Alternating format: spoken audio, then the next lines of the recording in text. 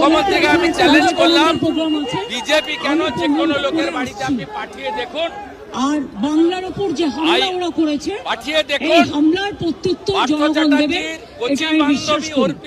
এবং নিজেদের face saving করবার জন্য ফেস সেভিং ফর্মুলা কিছু গদি মিডিয়াকে কাজে লাগিয়েছে।